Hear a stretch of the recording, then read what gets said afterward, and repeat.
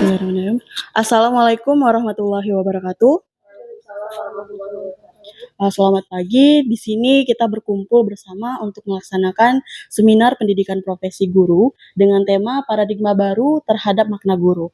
Kali ini seminar akan disajikan oleh saudari Dwi Oktalia dan dihadiri pula oleh pembahas 1 saudara Teddy Kurniadi dan pembahas 2 saudari Inneke Stasia Vanella. Untuk selanjutnya saya serahkan kepada saudari Dwi Oktalia untuk menyajikan seminarnya kali ini. Kepada saudari Lia saya persilahkan.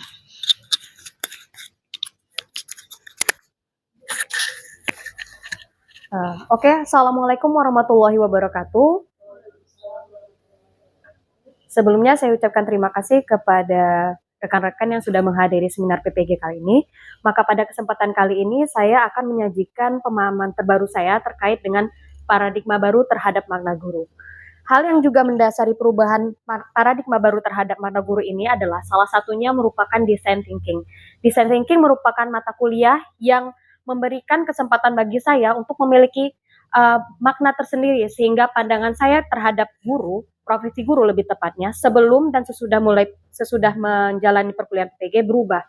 Sehingga saya menyadari bahwa ketika sebelumnya saya belum bergabung dengan PPG, saya menganggap bahwa guru itu merupakan profesi yang hanya berfokus kepada mentransfer ilmu pengetahuan yang dimiliki dan juga mendidik peserta didik, yang dalam hal ini adalah guru mengajarkan tentang adab kepada para peserta didik. Namun ketika saya mengalami atau mengikuti perkuliahan PPG, ada perubahan makna yang bergeser.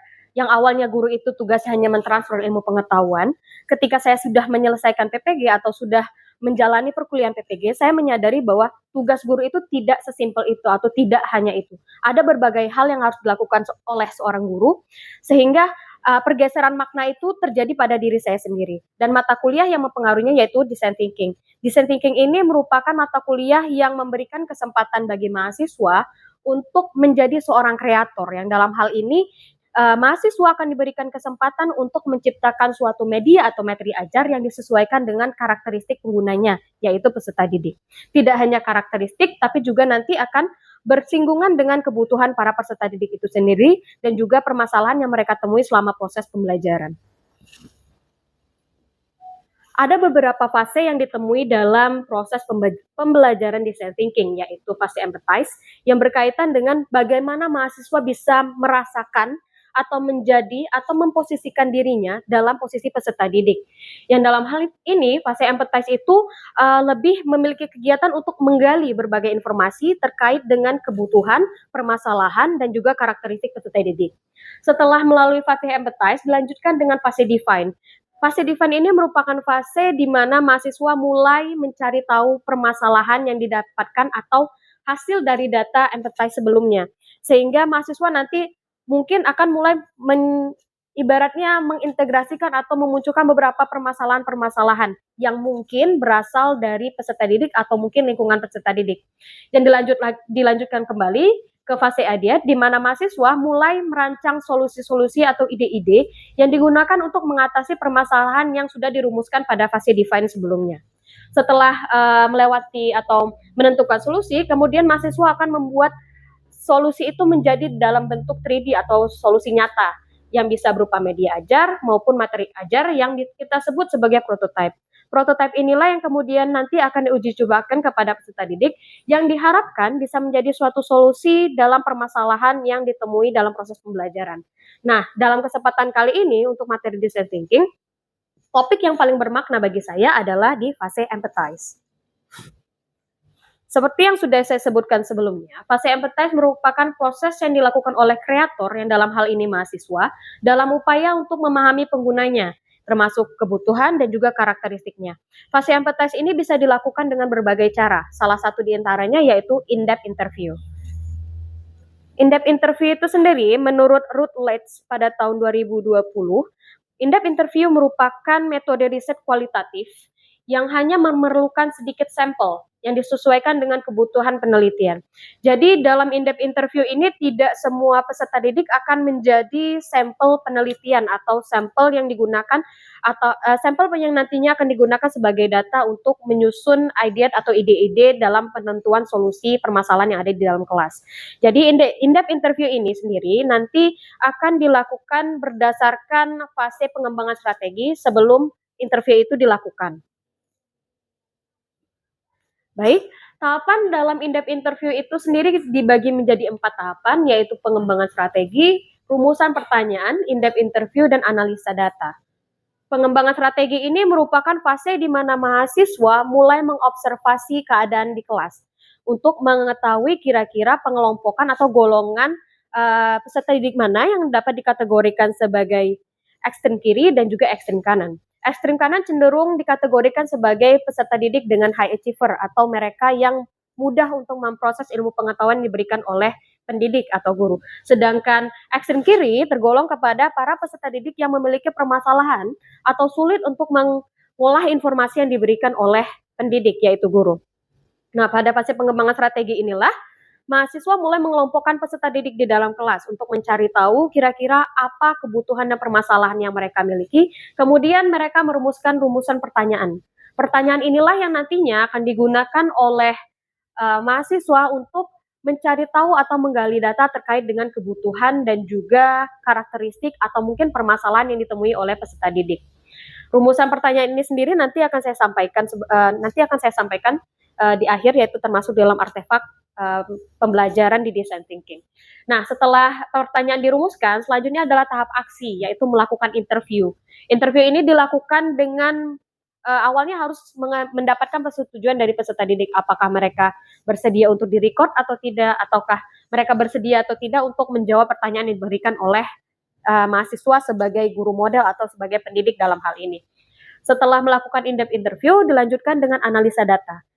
Data-data yang dikumpulkan dari proses interview, yaitu berupa jawaban dari pertanyaan-pertanyaan yang sudah ditanyakan sebelumnya atau sudah dirancang oleh mahasiswa, kemudian dianalisa dan didapatkanlah beberapa data-data yang digunakan untuk mengembangkan prototipe yang telah atau yang akan dirancang. Yang tentunya sebelum melakukan in-depth interview ini, mahasiswa sebelumnya sudah menentukan kira-kira pertanyaan apa atau permasalahan apa yang ditemukan oleh peserta didik atau yang dialami oleh peserta didik berdasarkan hasil observasi sebelumnya. Oke. Selanjutnya yaitu makna guru perspektif lama versus makna guru perspektif baru. Jadi memang sebelum saya menjalani perkuliahan PPG, fokus saya hanya bahwa guru itu hanya berperan sebagai penyalur ilmu pengetahuan. Jadi awalnya saya berpikir bahwa guru itu tugasnya memang hanya mentransfer ilmu pengetahuan. Jadi tugasnya hanya di dalam kelas, tidak berlanjut di luar kelas. Dan tambahan lagi bahwa saya juga berpendapat guru itu selain mentransfer ilmu pengetahuan atau mengajar di dalam kelas, tapi juga mendidik peserta didik. Jadi tugasnya hanya dua, hanya mentransfer ilmu pengetahuan dan juga mendidik yang berkaitan dengan ada peserta didik. Tidak hanya kognitif, namun juga di ranah afektif. Nah, itulah makna guru lama yang saya dapatkan atau yang saya pahami sebelum saya mengikuti perkuliahan PPG dan sebelum saya mengenal design thinking. Namun, ketika saya menjalani perkuliahan PPG, dan setelah saya mengenal design thinking, saya berpendapat bahwa guru itu sebenarnya profesi yang multi talent. Multi talent di sini maksudnya adalah guru itu tidak hanya memiliki tugas di dalam kelas, tapi juga bertugas di luar kelas. Di mana guru ini tidak hanya bertugas sebagai pengajar dan juga pendidik, tapi ada hal-hal lain yang dikerjakan oleh guru untuk mendukung peserta didik dalam mewujudkan capaiannya atau dalam mewujudkan tujuan pembelajaran. Nah, untuk multi talent sendiri saya kaitkan dengan design thinking, yaitu saya berpendapat bahwa guru itu multi talenta yang bisa dibagi menjadi observer, interviewer, creator, dan juga actor. Observer di sini maksudnya adalah guru di dalam kelas sebelum dia mentransfer ilmu pengetahuan dia miliki, tentu dia akan mengobservasi dulu bagaimana keadaan peserta didiknya, bagaimana kebutuhan peserta didiknya, permasalahan apa yang mereka temui, dan bagaimana kemungkinan solusi yang bisa dia tawarkan untuk mengatasi problem-problem atau permasalahan yang ditemui di dalam proses pembelajaran.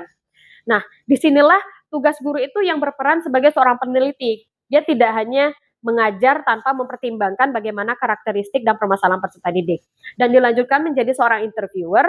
Di sini sebagai usaha untuk mencari solusi dari permasalahan yang ditemui oleh peserta didik, maka guru akan mencoba untuk mencari tahu atau menggali berbagai informasi untuk menciptakan sesuatu sebagai solusi dari permasalahan di mana dia nantinya akan berperan sebagai seorang kreator. Kreator inilah yang benar-benar bersinggungan dengan design thinking itu sendiri, di mana memang mahasiswa ini diberikan kesempatan untuk menjadi seorang pencipta yang menciptakan suatu materi atau media ajar yang digunakan sebagai solusi bagi permasalahan para siswa di kelas. Setelah berhasil menciptakan materi atau media ajar, kemudian dia berperan sebagai seorang aktor. Aktor inilah di mana guru nanti akan mengimplementasikan materi atau media ajar yang telah dibuat, sehingga nanti diharapkan setelah berhasil mengimplementasikan, aktor atau guru atau mahasiswa ini akan mendapatkan data yang bisa digunakan untuk merevisi media atau materi ajar yang telah dia kembangkan ini. Kan materi tersebut setelah dia berhasil menjadi menerapkan materi atau medianya, barulah kita dapat menyimpulkan bahwa tugas guru itu tidak hanya di dalam kelas, tapi juga berlanjut di luar kelas. Yaitu nanti tadi sebagai pendidik di dalam kelas, kemudian dilanjutkan sebagai seorang peneliti, sebagai content creator, dan juga sebagai aktor. Nah, selanjutnya, ini merupakan salah satu media ajar yang saya kembangkan pada materi design thinking. In this part of the test, you are going to listen to a monologue of descriptive text. Complete the text by using appropriate words you have heard. Monologue will be spoken 3 times. For the first play, you only have to listen. For the second and third play, you have to complete the incomplete paragraph. Oke, jadi tadi merupakan audio listening yang saya kembangkan berdasarkan permasalahan yang saya temui di dalam kelas. Nah, itu merupakan artefak dari proses media thinking. Dan yang kedua ini merupakan artefak yang berhubungan dengan pengembangan kontekstual juga. So, be ready. Pay attention on the red words. What can we conclude? Now, look at these sentences. Find the differences from the previous slide. Oke, jadi melalui 2 artefak itu sendiri, yang pertama rekan-rekan sudah lihat, yaitu yang berkaitan dengan CLT atau Contextual Listening Audio, CLA, sorry. Jadi media itu dikembangkan berdasarkan permasalahan yang ditemui di dalam kelas, yaitu tidak adanya materi kontekstual, sehingga peserta didik tidak merasa dekat atau kesulitan untuk memahami materi yang diberikan. Selanjutnya yaitu materi listening itu saya berikan karena tidak pernah ada kegiatan listening sebelumnya di dalam kelas, sehingga peserta didik itu membutuhkan sesuatu yang baru, dan hal inilah yang saya gunakan sebagai solusi terkait permasalahan tersebut. Sedangkan artefak yang kedua merupakan materi simple present tense yang saya kembangkan pada PPL 2, di mana materi tersebut saya gunakan untuk mengajar simple present tense. Simple present tense ini saya gunakan AI dalam Canva, dan itu jika rekan-rekan tadi melihat bahwa ada beberapa foto peserta didik, itu merupakan peserta didik yang saya ampu di kelas. Dan peserta didik itu sengaja saya masukkan ke dalam materi agar teman-teman di kelas tertarik untuk mengikuti atau memperhatikan materi yang telah saya sampaikan. Sehingga berdasarkan apa yang telah saya sampaikan sebelumnya, dapat saya simpulkan bahwa guru bukanlah suatu profesi yang mudah untuk dilakukan. Ada banyak hal yang harus dilakukan dalam membantu peserta didik mencapai tujuannya. Walau tugasnya sangat berat, namun kesuksesan peserta didik merupakan kesuksesan guru juga. Sehingga pada akhirnya dapat saya simpulkan bahwa perubahan makna guru lama dan guru yang baru adalah guru itu merupakan seseorang yang multi talent, yang memiliki berbagai macam talenta atau keahlian yang dapat mendukung perkembangan keprofesionalan yang dia miliki. Saya rasa sekian, terima kasih.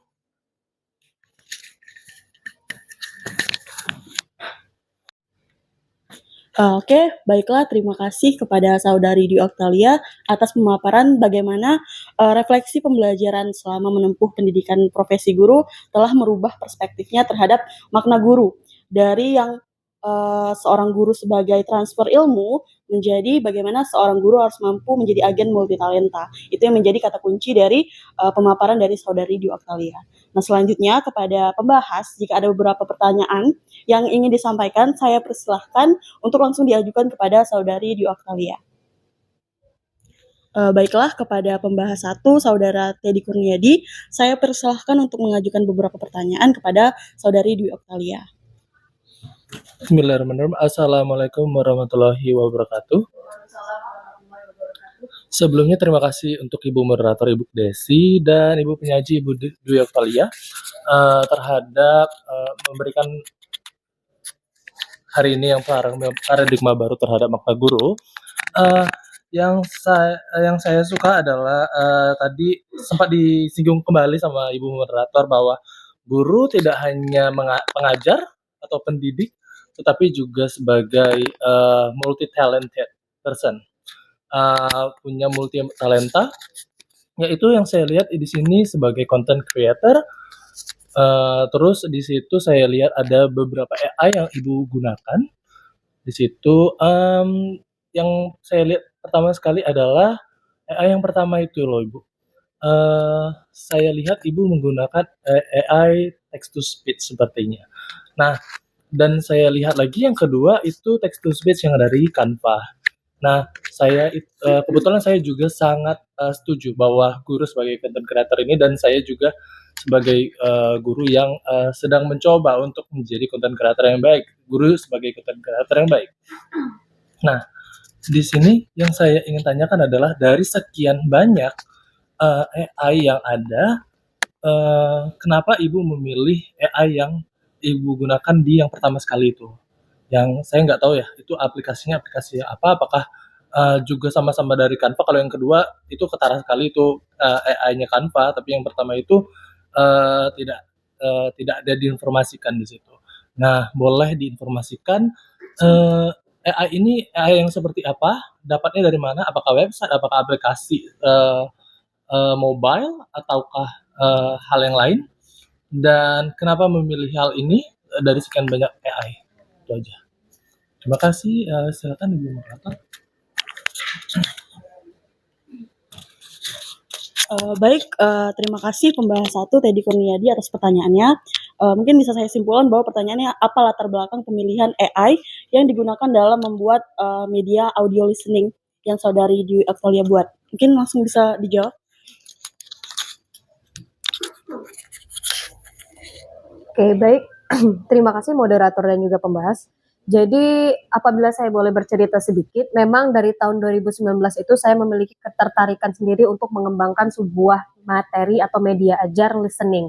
Nah, kebetulan ketika dalam proses pembelajaran design thinking itu, khususnya pada fase in-depth interview, saya menemukan permasalahan bahwa memang peserta didik yang menjadi sampel penelitian ini untuk pengembangan media ajar tersebut memiliki permasalahan, yaitu mereka tidak memiliki materi kontekstualitas atau materi yang disesuaikan dengan budaya atau di mana mereka tinggal. Dan selain itu juga permasalahan yang saya temui adalah peserta didik ini tidak memiliki input listening yang baik. Jadi memang karena mereka tidak pernah melaksanakan kegiatan listening, sehingga ada permasalahan sendiri untuk kegiatan mendengarkan. Jadi maka dari itu saya memutuskan bersama kelompok saya tentunya untuk mengembangkan suatu media ajar berupa listening yang disesuaikan dengan karakteristik penggunanya, yaitu peserta didik. Sehingga materi yang saya gunakan pun untuk proses listening itu merupakan tentang Tugu Krisi Ginjai, di mana Tugu Krisi Ginjai ini merupakan salah satu tourism spot atau daerah wisata, tempat wisata yang bisa kita akses dengan mudah di Kota Jambi. Dengan harapan bahwa ketika saya menggunakan materi yang sudah dekat dengan peserta didik, maka ilmu atau informasi yang ingin saya sampaikan itu bisa lebih mudah diterima. Nah, itu merupakan salah satu latar belakang yang membuat saya dan kelompok mengembangkan materi ajar listening. Nah, yang kedua merupakan materi ajar simple present tense. Itu saya kembangkan pada level SMP, sedangkan yang pertama pada level SMA. Didasari bahwa adanya ketidakaktifan di dalam kelas. Sehingga untuk memancing keaktifan peserta didik, saya mencoba untuk meng-create atau membuat materi ajar yang menarik, yaitu dengan melibatkan AI dalam Canva, seperti yang sudah dinyatakan oleh saudara Teddy. Dalam Canva itu saya menggunakan foto-foto peserta didik atau teman-teman di dalam kelasnya, sehingga saya beranggapan bahwa atau saya mengharapkan dengan menggunakan foto-foto temannya, mereka akan lebih tertarik untuk memperhatikan materi yang saya sampaikan.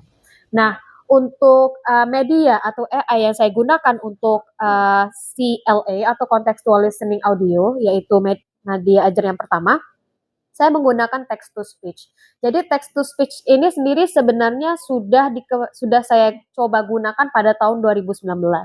Namun memang semakin ke sini ada perkembangan AI sehingga apabila kita menggunakan media atau aplikasi pada tahun yang lama itu tidak sebanding dengan yang sedang dikembangkan sekarang dan itu juga mempengaruhi kenaturalan audio yang dikeluarkan oleh aplikasi.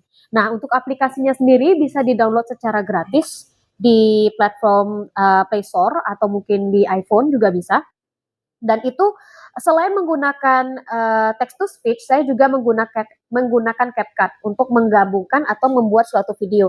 Di mana tidak hanya audio, saya juga menyisipkan beberapa gambar yang saya harapkan bisa menjadi deskripsi atau visualisasi peserta didik ketika mendengarkan audio yang saya kembangkan.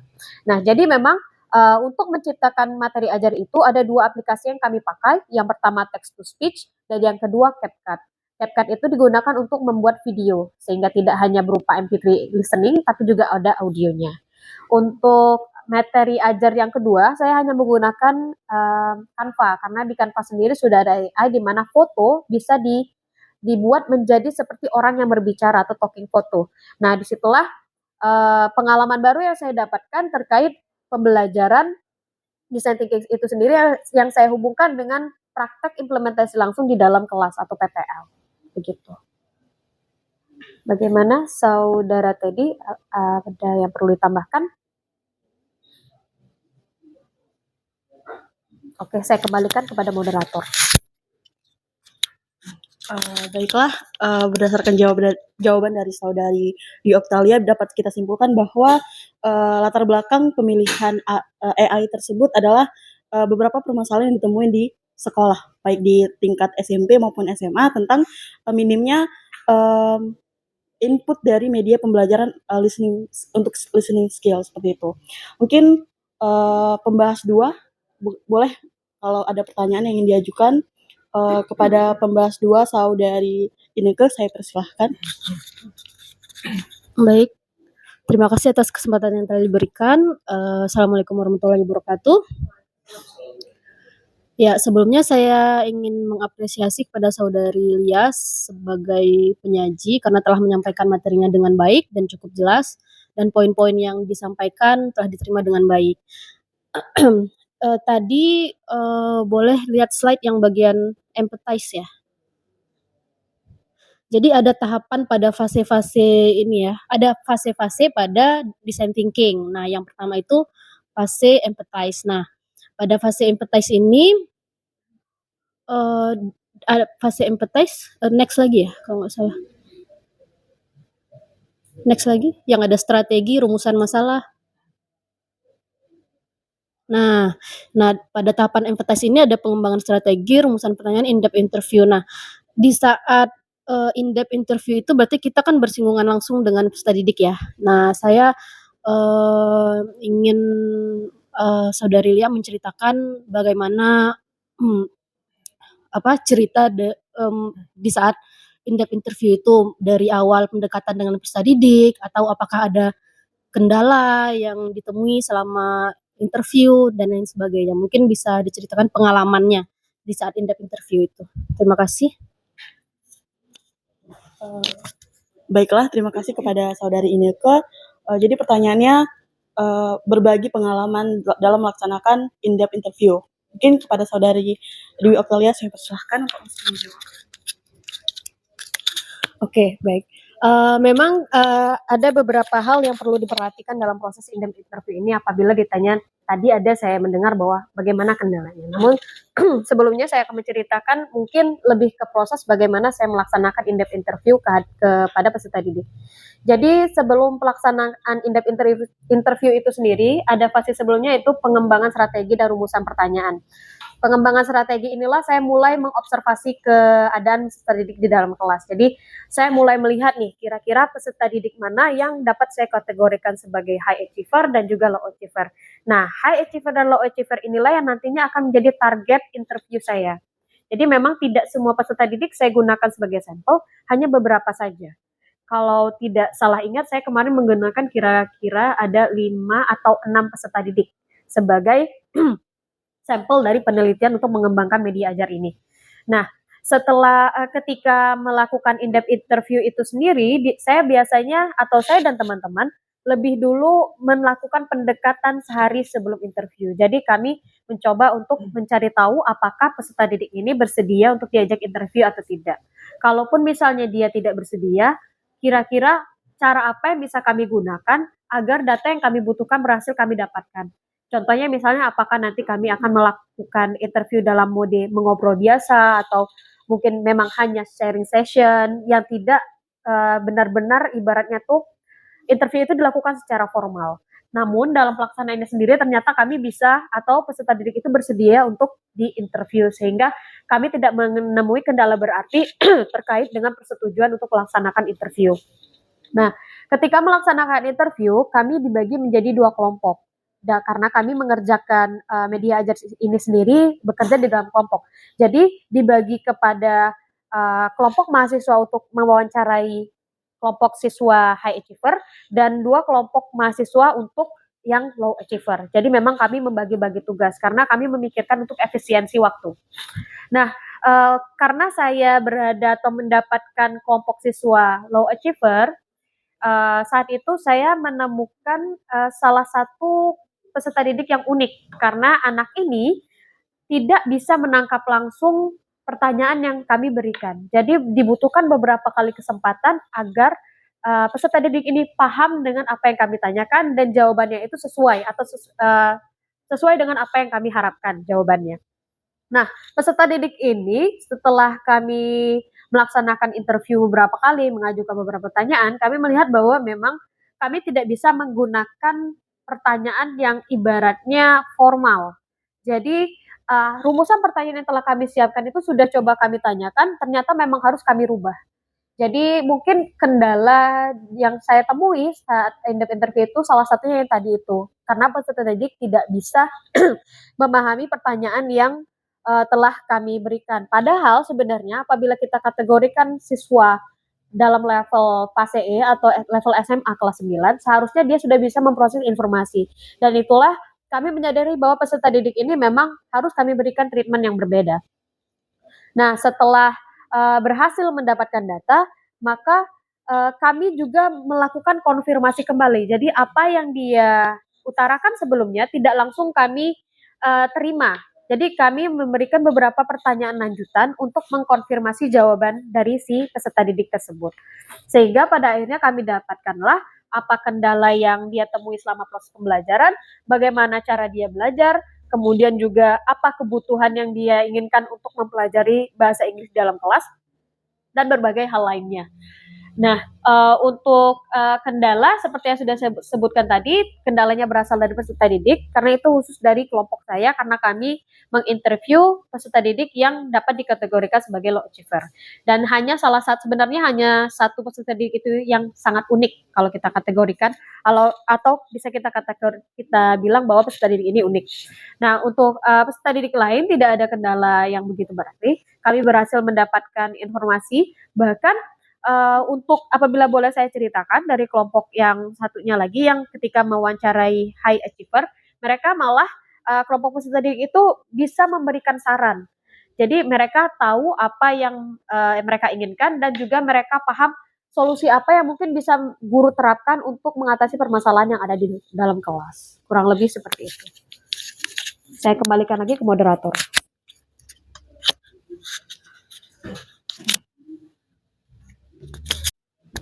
Baiklah, terima kasih atas jawaban yang telah diberikan oleh saudari Diokalia.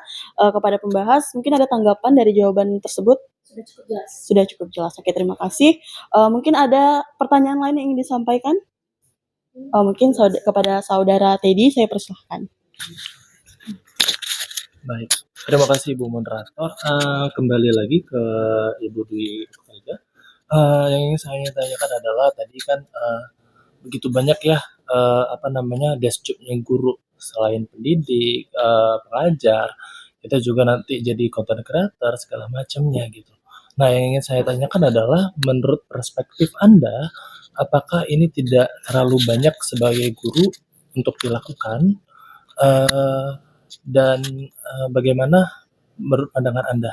Belum lagi kan, yang seperti kita lihat di sosial media ada banyak sekali guru-guru yang sebenarnya mengeluhkan, apa ya, eee, beberapa, desk job guru yang ada, apa namanya, seperti, banyak sekali laporan-laporan yang harus mereka lakukan segala macamnya, dan sekarang malah tambah lagi nih jadi konten kreator seperti itu.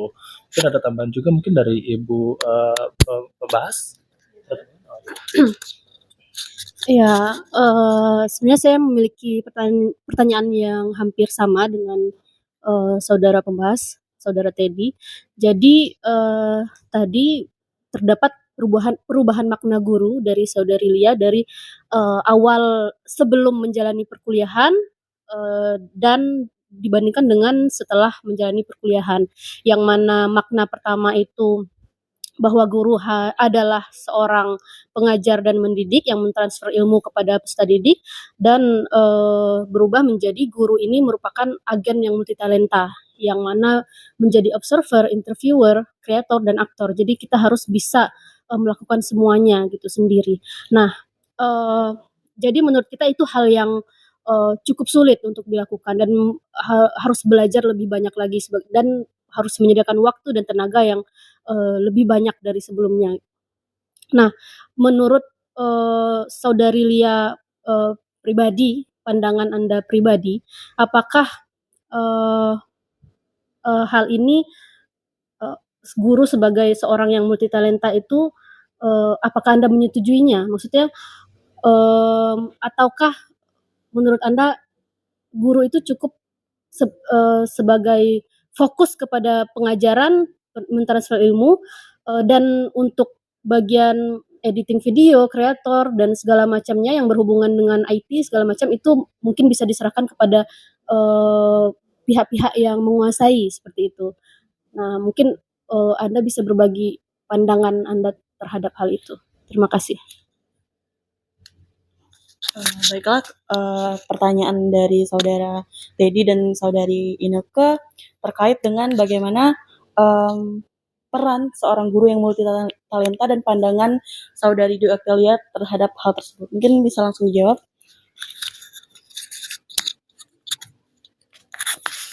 Baik, terima kasih kepada pembahas dan juga moderator. Jadi personally menurut saya, seperti yang telah saya sebutkan sebelumnya, memang guru dalam fase paradigma baru ini merupakan seseorang yang memiliki tugas yang sangat banyak. Tidak hanya mengajar, tapi juga ada tuntutan profesionalitas, misalnya urusan administrasi atau sebagainya, dan juga masih harus mempersiapkan materi ajar. Namun, menurut saya memang itulah profesi guru itu sendiri. Jadi tidak ada salahnya seorang guru itu mampu untuk menciptakan sesuatu yang memang dibutuhkan oleh peserta didik. Karena pada dasarnya tidak semua materi yang disediakan itu sesuai dengan karakteristik peserta didik kita di kelas. Nah, maka dari itulah penting bagi kita untuk mengetahui pertama kali bagaimana karakteristik para peserta didik ini. Apakah memang dia membutuhkan materi kontekstual atau tidak, ataukah memang peserta didik ini memiliki capaian yang tinggi atau mungkin mereka memang masih harus memiliki materi yang ibaratnya level kesulitan yang lebih rendah.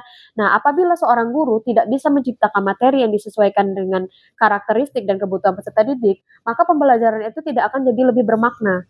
Sehingga untuk memahami suatu materi atau ilmu pengetahuan pun mungkin peserta didik itu akan merasa sulit.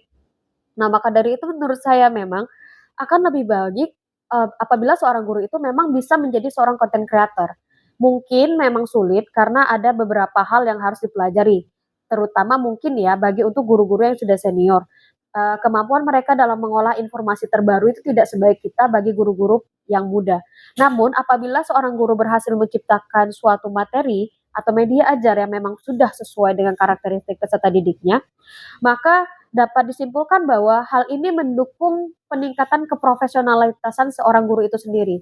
Dan manfaatnya sendiri sebenarnya tidak hanya dirasakan oleh guru ataupun peserta didik, tapi juga bisa dirasakan oleh sekolah maupun teman sejawat. Karena apabila kita merefleksikan apa yang sudah kita pelajari selama PPL 2, ketika teman kita menggunakan media ajar yang baru, tentu kita ingin mempelajari hal itu karena mungkin media atau materi ajar yang digunakan oleh teman kita bisa menjadi solusi permasalahan di kelas. Nah, jadi apabila seorang guru itu bisa menjadi seorang content creator, maka dia bisa memberikan manfaat tidak hanya bagi dirinya sendiri, yaitu meningkatkan keprofesionalitasan, meningkatkan kreativitas bagi peserta didik sebagai solusi permasalahan yang mereka temui dalam proses pelajaran, tapi juga sebagai sarana sharing session bagi teman-teman sejawat. Sehingga teman-teman yang profesinya sama sebagai seorang guru mendapatkan ilmu pengetahuan yang mungkin tidak mereka dapatkan di lingkungan sekolah mereka. Dan salah satu wadah yang bisa menjadi mewadahi hal ini adalah MGMP. Nah, apakah guru itu sendiri akan lebih baik menciptakan atau lebih baik orang lain yang membuat? Kalau bagi saya lebih baik dia memang menciptakan sendiri. Kalaupun memang dia ingin meminta seseorang atau profesional yang membuat materi tersebut atau media ajar, tentu dia memiliki kendala mungkin di biaya.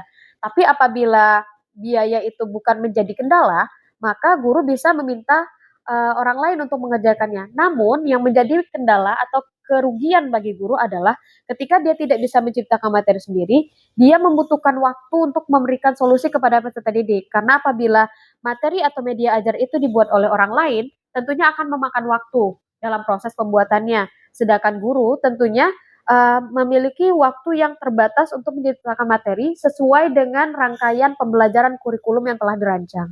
Nah, itulah menurut saya dapat saya simpulkan bahwa untuk menjadi seorang guru akan lebih baik apabila dia yang bisa menciptakan materi itu sendiri daripada dia harus memberikan atau meminta seseorang untuk menciptakan materi atau media ajar tersebut gitu. Apakah ada tambahan lagi mungkin? Moderator? Baiklah, terima kasih kepada pembahas dan saudari Dwi Oktalia atas pertanyaan dan jawaban yang telah diberikan. Jadi dapat kita simpulkan bahwa berdasarkan jawaban dari saudari Dwi Oktalia bahwa penting bagi guru untuk mampu membuat media pembelajarannya sendiri sehingga medianya bisa disesuaikan dengan karakter peserta didiknya. Baiklah, selanjutnya berdasarkan apa yang telah disampaikan oleh saudari Dwi Oktalia dalam seminarnya yang bertemakan paradigma baru pada makna guru, dapat disimpulkan bahwa terjadi shifting atau pergeseran pemaknaan atau perspektif dari cara pandang saudari Dwi Oktalia terhadap makna guru yang awalnya berfokus pada transfer ilmu di dalam kelas berubah menjadi peran guru yang tidak hanya berperan dalam pengajaran di kelas, namun juga perannya yang lebih besar yaitu menciptakan media pembelajaran yang kontekstual sehingga dapat membantu guru dalam menghadirkan pembelajaran yang memfasilitasi peserta didiknya. Nah, itu yang dapat kita tarik dari apa yang telah disampaikan saudari Dwi Oktalia pada seminarnya kali ini. Saya ucapkan terima kasih kepada pembahas atas pertanyaan-pertanyaan yang menggali tentang pemahaman saudari Dwi Oktalia pada materi seminarnya dan kepada saudari Dwi Oktalia sendiri sebagai penyaji yang telah menyampaikan refleksi pembelajarannya dan apa yang telah dia simpulkan berdasarkan pengalaman belajarnya selama menjalani pendidikan profesi guru. Saya tutup dengan wabillahi taufiq wal hidayah. Wassalamualaikum warahmatullahi wabarakatuh. Waalaikumsalam warahmatullahi wabarakatuh.